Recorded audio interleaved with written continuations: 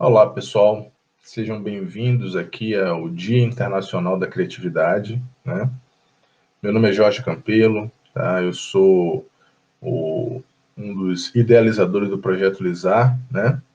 E eu fui convidado, né, pela Alessandra Dedubowski, do Empreenda Salto Grande, que é uma das colaboradoras lá na região de Salto Grande, São Paulo, para compor aí esse grande, né, e importante evento, e que eu gostaria de parabenizar aqui a todas as pessoas envolvidas nele, na pessoa do Lucas Foster, que é o seu idealizador, que hoje acontece no mundo todo, né, em diversos países aí, no Brasil, em diversas cidades, e tem uma grande relevância, né, discutir a criatividade no mundo, a criatividade na sociedade como um todo. Então, eu fui convidado para falar um pouco desse projeto. É um projeto que está atrelado ao tema 9, né, que fala da questão da sustentabilidade, né, e a questão do impacto com relação ao meio ambiente. E esse projeto, ele é um projeto que ele nasce há algum tempo, né, mais ou menos uns 4, 5 anos, e esse projeto hoje ele está se tornando realidade. Nos próximos dias aí, né, ele se torna realidade, ele vai ser implementado para a gente verificar se de fato o impacto na qual ele foi proposto ele se efetiva, né? Eu estou aqui no estado do Paraná, mais precisamente na cidade de Maringá, e esse projeto, eu vou falar um pouco sobre ele aí, vou matar um pouco essa curiosidade para vocês. Eu preparei um presente muito legal para vocês aí, quem acompanhar essa fala até o final vai ter acesso a esse material, e eu acho que vocês vão gostar, né? E para começar a falar desse projeto, que é a logística inteligente, social, ambiental e reversa, que é o projeto LISAR, esse é o sentido do acrônimo, eu não podia falar do projeto sem falar um pouco da história, né, da minha história, né, que está envolvida, que está intrínseca esse projeto. E o quanto, na realidade, ele foi construído na minha história de vida para hoje se tornar, de fato, alguma coisa palpável, né? Alguma coisa que, de fato, possa entregar à sociedade algum tipo de produto, serviço que cause impacto. Então, essa foto aí é uma foto que eu gosto muito dela, é uma foto da minha infância, eu devia ter aproximadamente 4 anos, 5 anos de idade, e foi quando a gente teve a nossa primeira casa própria, né? Não era uma casa quitada, né? Uma casa parcelada, mas por um sistema, um plano de governo local focado em beneficiar as pessoas de baixa renda com imóveis. E nesse caso a minha mãe foi contemplada, né, com esse terreno, né, que era um terreno que a gente recebeu, e a gente construiu aí, meu pai, né, ele construiu aí a nossa primeira casa própria, né? Então, nessa foto aí, eu sou essa criança do meio aí, logo no centro da foto, né, em destaque, e essa é o início da minha história, né? Esse é o início da minha história. E aí eu já começo a refletir sobre algumas questões que são de grande relevância, né, para a nossa vida e que vão, com certeza, impactar aí no futuro, né, das nossas experiências.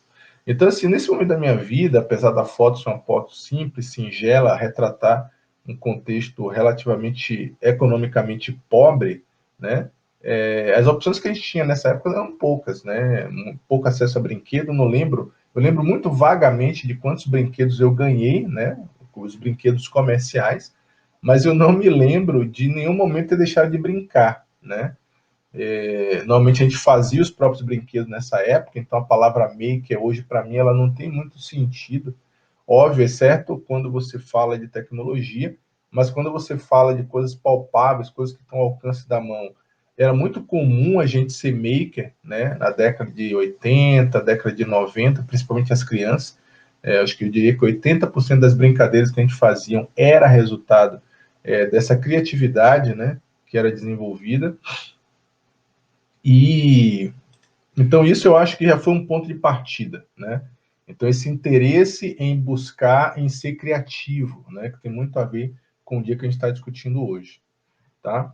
Então, e eu deixo uma pergunta para a gente começar a nossa fala, o nosso entendimento, já que eu estou me apresentando para vocês e falando um pouco da minha história até, de fato, chegar nesse projeto. Qual é que é o sorriso que te move, né? A vida move a gente por vários motivos, às vezes empurra a gente, né? Mas é interessante quando a gente é conduzido de forma espontânea, né? E o sorriso, assim como o abraço, ele traz um conforto à alma, um conforto a gente, né? Que é uma forma sem explicação. Então, nada como um sorriso durante um bom dia, durante um café da manhã. Então, eu pergunto para vocês, qual é, que é o sorriso que te move? Né? Você tem algum projeto, você tem alguma ideia que vai trazer impacto, que vai resolver um problema? O que te move a pensar nessa ideia, a tentar fazê-la acontecer? Então, eu vou deixar esse questionamento aí, vamos refletir sobre ele durante a minha curta fala aí sobre LISA, tá? Economia circular, descarte consciente e lixo eletrônico. Então, eu vou falar um pouco, vou tentar falar um pouco sobre isso daí, porque o LISA está envolvido dentro desse contexto. Tudo isso, na realidade, acontece na minha vida, e lá, né, na infância eu já tive contato com o design, né? O design ele não era uma coisa absurda, apesar de eu não saber o que era, tá? Eu vivia o design, mas não entendia o que era o design. Por que eu falo que eu vivi o design? Porque os chinelos nossos, quando quebravam, a gente tinha que se virar, então a gente tinha que redesenhar aquele chinelo que já não funcionaria mais como ele foi projetado, para uma nova forma na qual ele continuasse entregando a experiência de calçar os nossos pés. Então, aí era muito comum naquela época, ali, década de 80, 90, as sandálias havaianas eram as mais baratas do mercado, todo mundo podia ter essa sandália, e ela tinha essa característica de ser remodelada mesmo depois de ter sido danificada por algum motivo. Todo mundo deve ter visto aí uma havaiana, né, com um preguinho ali naquele ponto que fixa no solado e automaticamente aumentando a vida útil dela. Os brinquedos também que a gente fazia, tudo tinha um desenho específico para propiciar tanto a diversão, quanto também a segurança, quanto também o entusiasmo na ação daquele brinquedo. Então, assim, os carrinhos, eu vou mostrar para você no decorrer algumas questões, faço referência, mas tinha muitos brinquedos naquela época, o furapé, que era um pedaço de pau com prego na ponta, na qual a gente fazia uma brincadeira estratégica, né, fazendo um mapa no chão e tentando criar um labirinto para prender o adversário. Você tinha a questão do pé de lata, que era feito com latas de leite de metal, e a gente fazia com fio para subir sobre ela, tipo uma perna de pau com lata de leite. Então, assim, a criatividade e o design ele já estava envolvido na minha infância, né? E essa cadeira, para mim, ela é uma marca já mais consciente do design. Já vivo essa experiência aí a partir dos 16, 17, 18 anos. Eu trabalho no escritório de arquitetura, eu me formei também eu sou técnico em construção civil, e eu trabalhei com arquitetos durante 4, 5 anos. E arquiteto sempre é muito envolvido com essa questão de design, né, de projetos inovadores, exclusivos, né? E eu tive a experiência de trabalhar durante esse período sobre uma cadeira exatamente igual a essa. E eu sempre fui curioso, né? Falei, poxa, sempre me chamava a atenção que eu sempre trabalhei, né? Assim, muito, né? Muito. E eu ficava uma média de 8, 9 horas sentado trabalhando, às vezes até mais. E essa cadeira, ela não me dava nenhum tipo de problema, não tinha dor de coluna, não sentia dores nas pernas, não sentia nada. Ou seja, o desenho dessa cadeira, para mim, talvez a experiência de outros era diferente, mas para mim ele era excepcional. Né? Hoje a gente tem a cadeira aí como a nossa parceira, né, do dia a dia, com essa questão de pandemia. Praticamente 80% da nossa atividade profissional está sendo feita em frente a uma tela, e essa tela exige que você esteja pelo menos sentado. Né? Hoje já existem algumas práticas que recomendam que você trabalhe em pé e reveze durante o período de trabalho. Né? Minha esposa hoje usa um móvel que é uma mesa mais alta, né, na qual você se obriga a trabalhar de pé. Então, ela reveza esses momentos de pé e esses momentos sentados para, de fato, não ter uma fadiga física, né? Então, aí, eu quis, né, entender um pouco mais e fazer parte disso. Então, fui meu primeiro vestibular para design de produto na UNEB, E a minha intenção era muito clara na minha cabeça que eu queria criar coisas que seriam além delas, né? Então essa frase ela não está ao vento e eu não sabia de onde vinha essa coisa de por que que eu quero fazer isso, mas eu queria muito fazer isso. Né? Infelizmente eu não passei, né, na faculdade de design industrial, mas o designer ele me seguiu, ele me perseguiu, né, durante o caminhar das coisas. Ainda na condição prática do design, né, que foi muito, né, presente ali, como eu mostrei para vocês em momentos específicos, eu não tinha teoria disso. Eu não sabia o que era esse design, né? Eu sabia o que ele era na prática, eu sabia experimentar ele. Eu sabia para que ele servia, mas eu não sabia o que era ele, né? E em 2017 eu tive a oportunidade de fazer parte da Academia dos Inoveiros, né, uma certificação internacional para projetos inovadores em diversas áreas, né, da sociedade. Especificamente eu atuei na área de cultura e sociedade, né, com um projeto chamado Atos da Memória, e eu fui contemplado com essa certificação. Esse grupo aí foi um grupo de mais de 30 pessoas que foram qualificadas, né, também no Brasil. No mundo somos poucos, e no Brasil menos ainda, são um pouco mais de 100 pessoas certificadas. E foi aí, nesse momento, que eu resolvi duas coisas. Uma, que eu sempre fui apaixonado pelo Google, e meu sonho era ser faxineiro do Google para poder ter contato com esse mundo louco de tecnologia, de inovação, na qual você aperta um botão com uma palavra e vem milhares de informações sobre aquela palavra, sobre aquela informação sobre o que você precisa. E eu queria conhecer esse universo. Né? Em 2017, isso se concretizou e foi lá que eu tive contato a toda a base teórica do design, né? Aprendendo um pouco de design thinking, atendendo um pouco de problema, atendendo um pouco de usuário, qual é a experiência que ele tem, como é que eu entendo essa experiência dele. Então, eu devo muito essa questão do entendimento do design teórico nesse momento da minha vida, que foi muito importante e é importante, né? Porque se a gente é a média das pessoas que a gente convive, hoje eu digo a você tranquilamente que eu convivo com... A minha média não é de 5 pessoas, são mais de 100 pessoas, e são pessoas de altíssimo nível. Então eu diria que é aquela brincadeira também que se você tem que estar numa mesa com outros, que você seja o que menos sabe na mesa, né? Para poder ganhar mais. Eu não concordo 100% com essa frase, mas eu acho que ela tem um peso muito importante em dizer que é sempre bom você estar partilhando coisas com pessoas que podem agregar, né, de alguma forma também a você. Eu estou lá, né, nesse cantinho aí, né, da foto, e foi uma experiência muito interessante. E seguindo isso, com minhas pesquisas, meus estudos, eu comecei a aprofundar essa questão do design, do entendimento sobre as coisas, e eu comecei a perceber Eu sempre gostei de tecnologia, sempre tive envolvido com tecnologia, e eu comecei a perceber que nesses aí quase já mais de 20 anos, né, quando em 2017 eu já estou aí com 30 e poucos anos, quase 40, né, hoje eu estou com 43, eu comecei a perceber isso, que tinha alguma coisa errada com o design das coisas, né? Tinha alguma coisa errada nesse processo. Eu estava começando também a estudar um pouco de economia circular e eu comecei a perceber que algumas coisas não funcionavam mais como era antes. Geladeiras, fogões, televisores.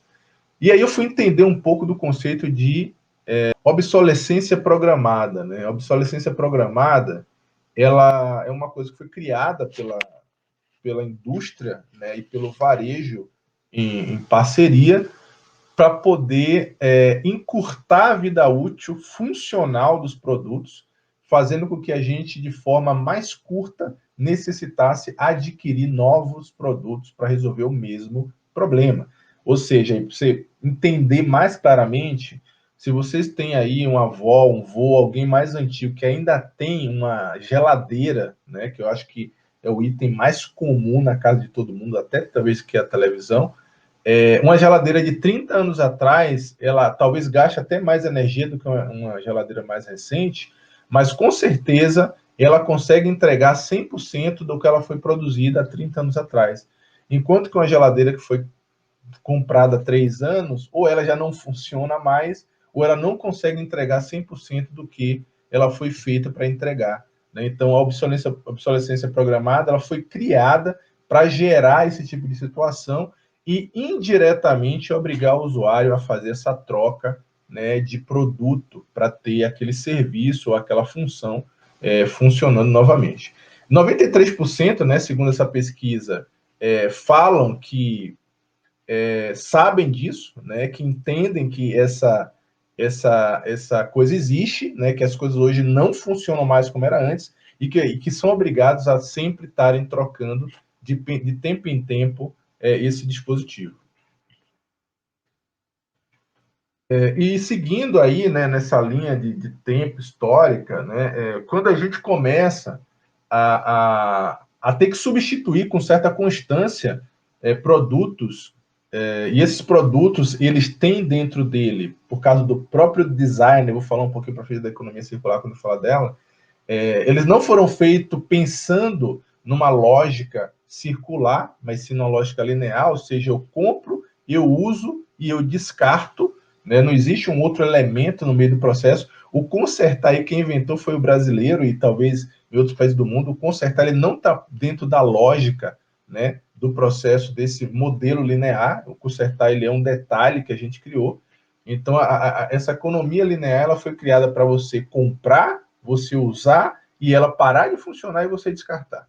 E isso para todos os produtos, principalmente os eletroeletrônicos, né? E nessa foto, essa menininha aí, a Isabel, a minha enteada, né? A Isabel aí tinha 15 anos nesse dia aí que ela tirou essa foto. E essa foto eu gosto muito dela, né? E essa foto eu trago um pouco, foi um pedido da Isa. A Isa, ela recebeu, ela estava saindo para a universidade, né, tentar seu primeiro vestibular, e surgiu a possibilidade de participar de um projeto de uma universidade para concorrer a uma bolsa de estudos, né? Os projetos de maior destaque num determinado, uma seleção, eles seriam contemplados com uma bolsa integral de estudos. Eu falei, poxa, por que não, né? E ela falou assim, vamos criar um app de localização. Mas por que de localização? Ela falou, não, tipo, porque é o seguinte, ela me chama de tio, eu pesquisei e eu não encontrei nenhum lugar que tivesse centralizado informações de onde eu posso descartar minha bateria de celular. E nem minhas pilhas, né? Aquelas pilhas comuns.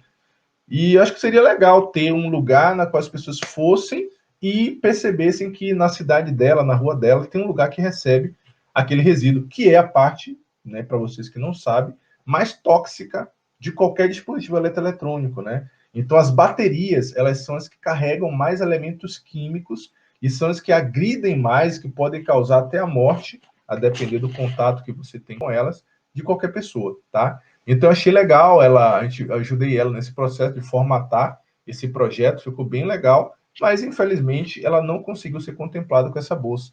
Mas isso ficou forte em mim, né? Porque eu já vinha pensando nisso, já vinha analisando isso, eu já tinha uma relação muito forte com a tecnologia, e eu via, apesar de nunca ser um consumidor, né, assim, sedentário por tecnologia, mas sempre um consumidor consciente, mas isso me incomodava. E ela me chamou a atenção com essa temática das baterias, né? E isso me trouxe uma frase, né, do Gonzalo Munhoz, né, um fundador da Triciclo, uma empresa que trabalha em todas as fases da implantação da economia circular, que é muito mais do que um conceito, né? Vocês vão entender isso quando eu falar um pouquinho dela. O Gonçalo, ele traz essa questão de que o lixo é um erro de design. Eu falei, poxa, duas coisas que eu já vinha, né, envolvido há algum tempo, que era lixo e design. E eu falei, poxa, o Gonçalo conseguiu unir as duas. Só que eu queria entender por que é um erro de design, né? Então, aí, hoje, a minha concepção simples é que é um erro porque ele não foi pensado em todo o seu ciclo de existência. Então, quando eu não penso alguma coisa em todo o seu ciclo de existência, eu não penso que ela pode, por algum motivo, ela mudar a sua função, mudar a sua utilidade, eu começo a criar aquilo já errado, né? Um exemplo, canudo, né? Por que o canudo existe, né? Então, assim, claro, tem alguma justificativa, mas será que de fato elas sustentam a existência do canudo, né? E outras coisas, não vou entrar aqui no mérito, senão a gente não tem tempo suficiente. Mas isso também ficou gravado, ficou marcado na minha cabeça. O lixo é um erro de design.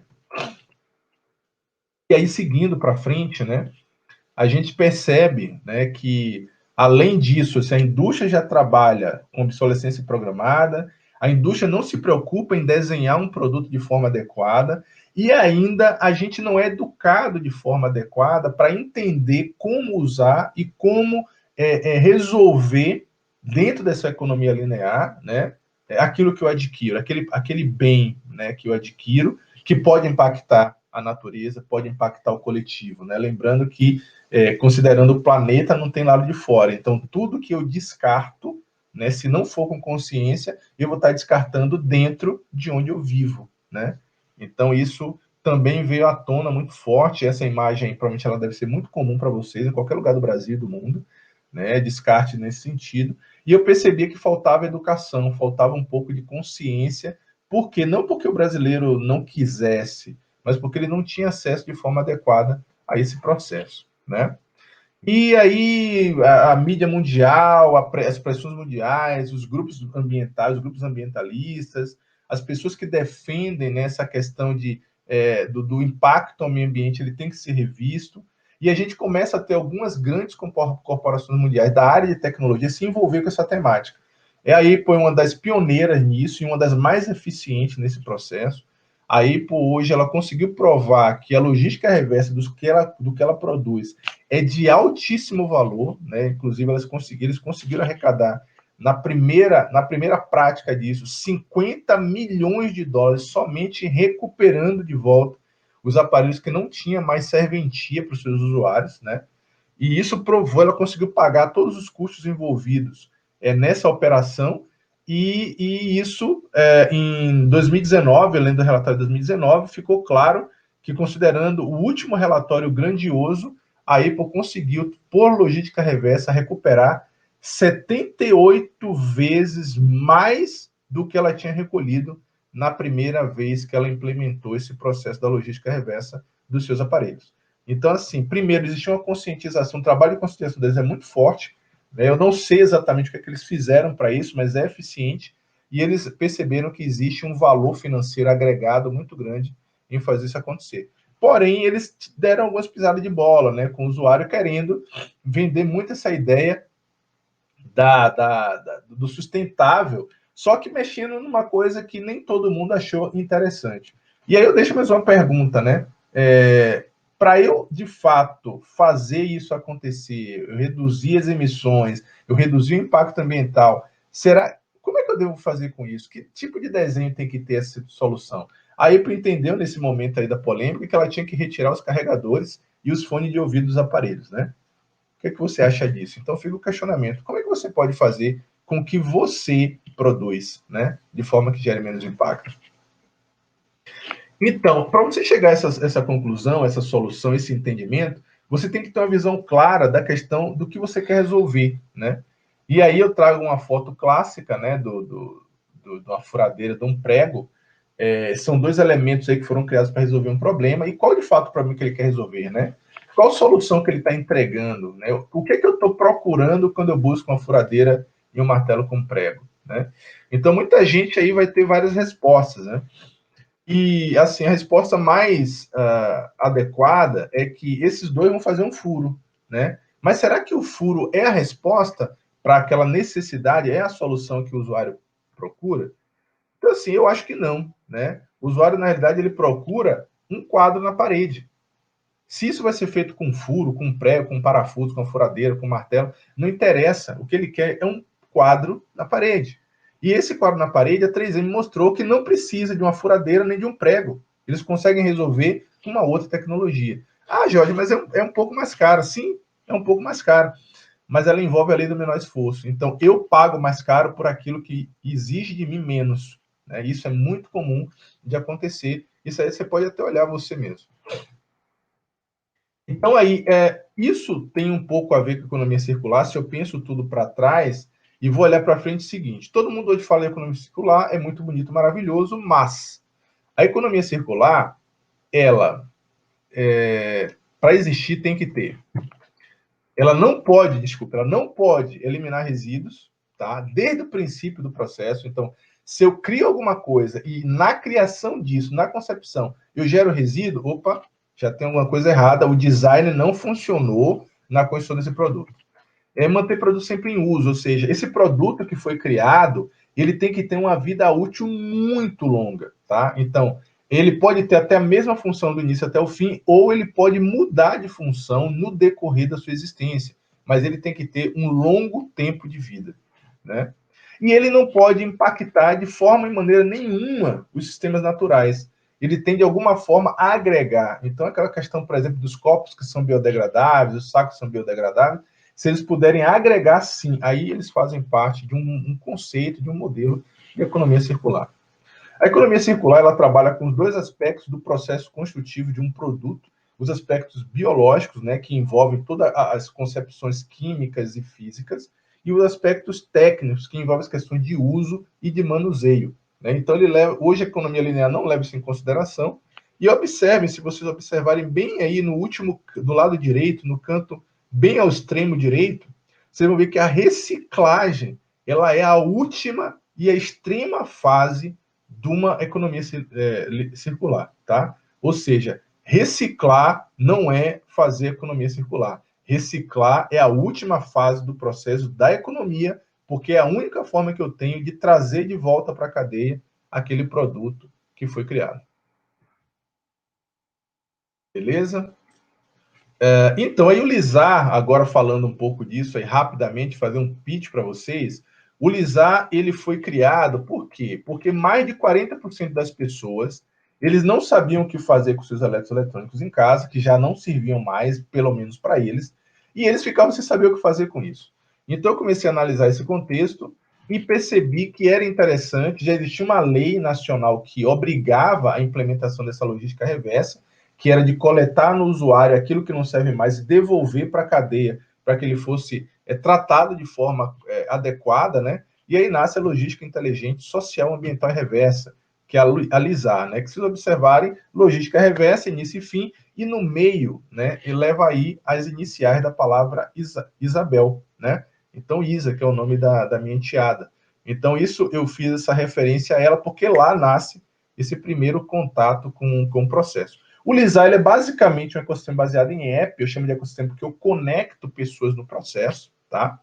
Entre motorista, destinador final e o usuário, que é você e eu, aquele que quer descartar, e não sabe o que fazer com isso. O sistema LISAR, ele acontece